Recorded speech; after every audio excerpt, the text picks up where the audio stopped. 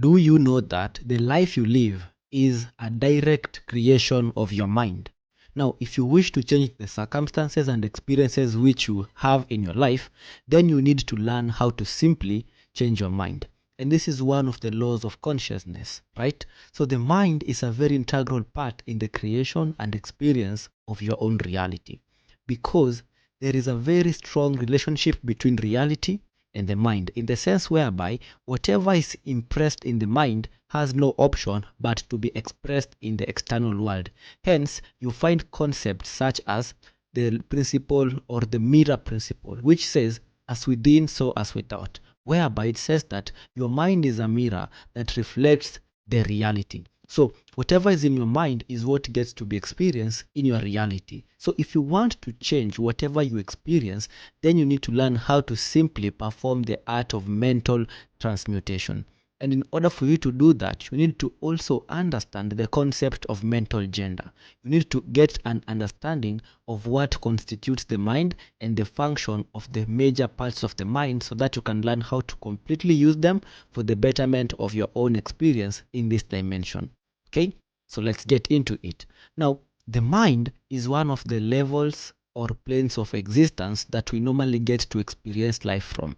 Essentially, there are three planes of existence, namely the physical, the mental, and the spiritual. So all these three planes of existence play a very major role in the overall experience and fulfillment of your destiny on this dimension. Now, in order for you to achieve a higher sense of self or connect to the God that is within you, what you need to do is simply align all the three planes of existence to become in harmony. This is also the concept of Trinity as being shared esoterically in the scriptures. But in this video, we will dwell solely on the mind, because the mind acts as the intermediary between the physical and the spiritual self. Okay?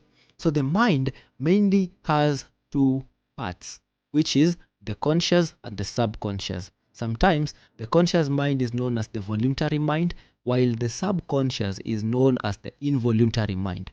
Also, the conscious is also known as the male part of the mind, and the subconscious is also known as the female part of the mind. So let's first dig a bit about the conscious part of the mind, also known as the voluntary. So the conscious part of the mind is your part of mind that is used or does activities such as thinking, analyzing data, and making decisions. It is the conscious mind that thinks through decisions, sees how things happen, and it makes decisions. That is the conscious mind. In other words, you are the one who controls the conscious mind. Now, to the contrast or to the opposite, we have the subconscious. Now, the subconscious is referred to as the involuntary mind, meaning that it does the activities or things that you did not voluntarily tell it to do. For example, you don't voluntarily tell your body to pump blood so that you can sustain your health or life.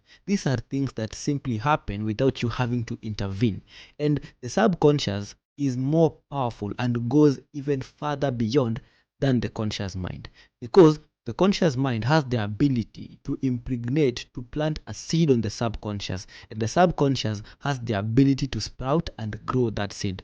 Hence, if you want to really achieve the greatest possible outcomes in your life, you've got to learn the art of impressing the subconscious, because the subconscious is the female part of the mind, meaning that it has the ability to bring forth things into existence. Hence, the subconscious is that part of your mind that is closely related to your higher self or the God self within you. Also, you will note that the conscious mind is where willpower is exercised, but the subconscious mind is flexible. The conscious mind mainly uses the five physical senses to perceive of nature, whereas the subconscious goes beyond the physical. The subconscious is not held by the laws of the physical dimension, because it is beyond that, while the conscious is only held by the laws of the physical dimension. So now you understand the distinction between the conscious and the subconscious. Now, how does now the subconscious come on to impact the kind of life that you get to experience? Now here, we introduce another law of the mind, which is called the law of the belief. And it simply says that whatever the subconscious mind believes and accepts as being truth, it has to be expressed in your external reality. So let's say, for example, in your subconscious mind, you believe that the world is a very dangerous place whereby there is always danger and the things never work out. So if this is the kind of belief that has been programmed into the subconscious, what you tend to experience in your reality are events whereby things are happening negatively, where we have wars, we have fights, and things are not really working. Why? Because of the belief system that your subconscious chose to accept as being truth.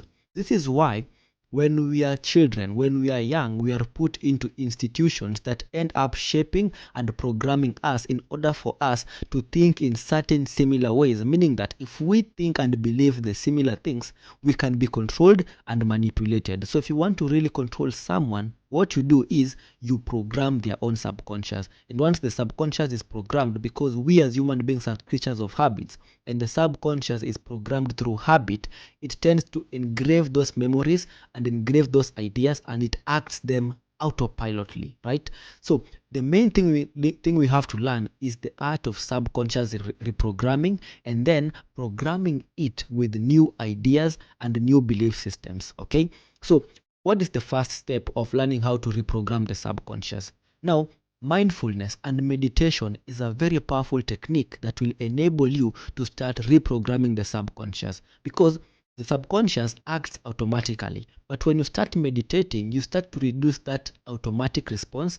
And instead of acting automatically, you tend to stop, reason out what you want to do, then you go on about and do it. So the more you meditate, the more you calm your mind, the more you now clear the thoughts, and the more you allow clarity to come in through.